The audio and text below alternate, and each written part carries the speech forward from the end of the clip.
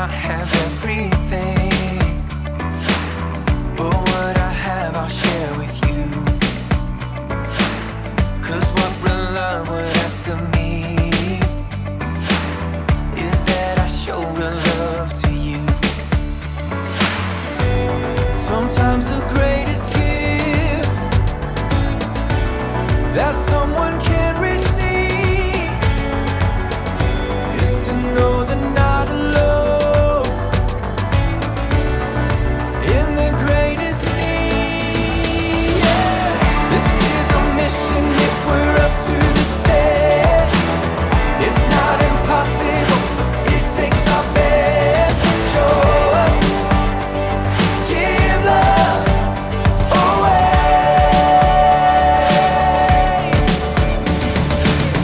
This is our mission if we're up to the test. It's not impossible, but it takes our best. Show up, give love away. So can this really change a thing when so much still needs to be done? Ooh, don't feel the pressure to change everything. Just give what you can give to us. Sometimes the greatest gift that someone can receive is to know they're not alone in their greatest need. This is our mission if we're up to the test. It's not impossible, it takes our best. Show up, give love away.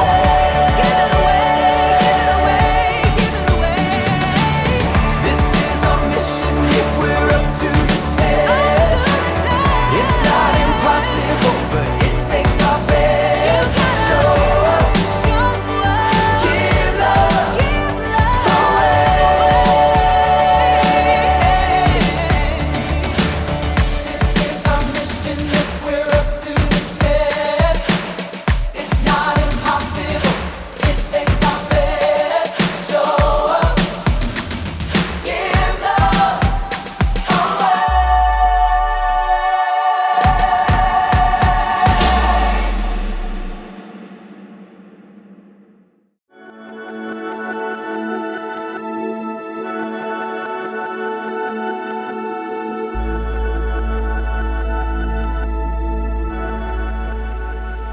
Hello, friends. I'm Erica. It's a busy day today. Don't believe me? Check out my block. Oh, take a look at all this hustle and bustle. These people could use some compassion. Compassion is caring enough to do something about someone else's need. But who has time for compassion when you're so busy all the time? I mean, it's the same every day. Get up, get dressed, Pop-Tart for breakfast, school, lunch, more school. Then there's homework, video games, a few selfies, dinner, music practice, and bed. And then the alarm goes off and you start all over again. It's not just you that's busy. People are busy everywhere you look. Moms and dads, shh, business people, buy all the things.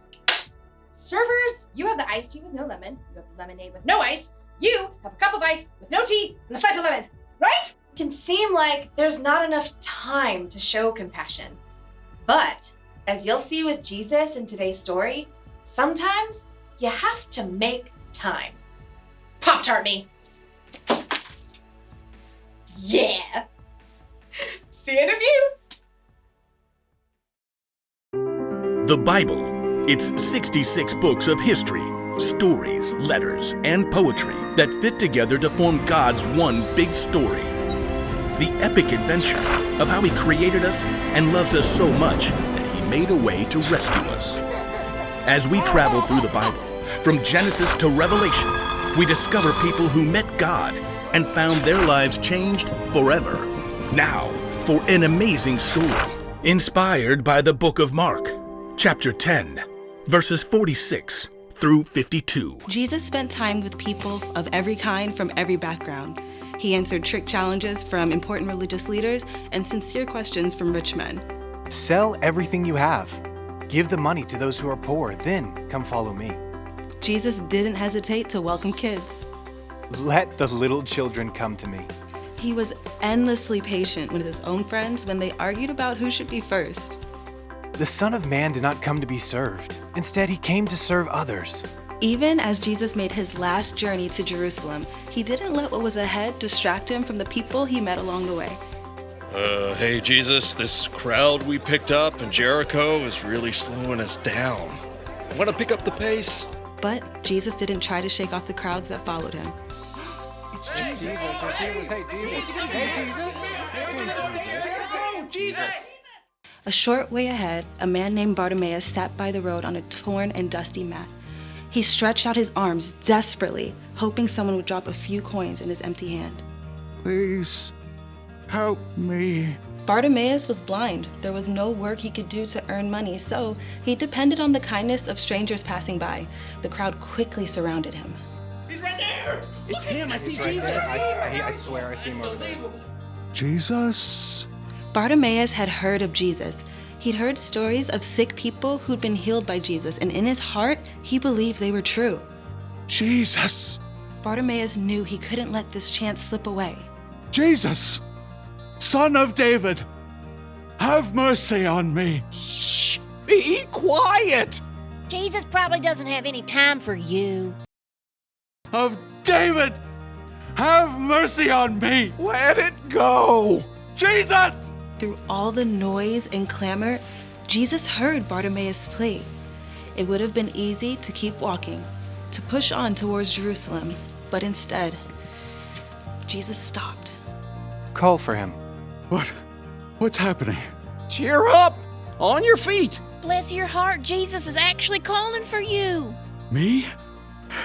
He heard me. Bartimaeus jumped up, tossing aside his dusty coat. He staggered towards the voice he'd heard. Hands in the crowd helped him to find his way. Jesus! What do you want me to do for you? Teacher! I want to be able to see. Jesus smiled as he looked directly into Bartimaeus' unseeing eyes. Go.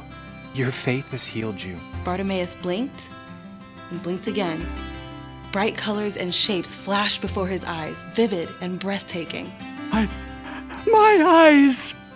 I can see! As a brand new world came into focus, Bartimaeus fixed his gaze on the face before him, the deep eyes and kind smile of Jesus.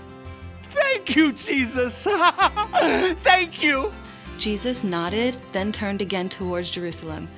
As the crowd began to move, Bartimaeus joined in to follow the man who had stopped for a few minutes to change his life.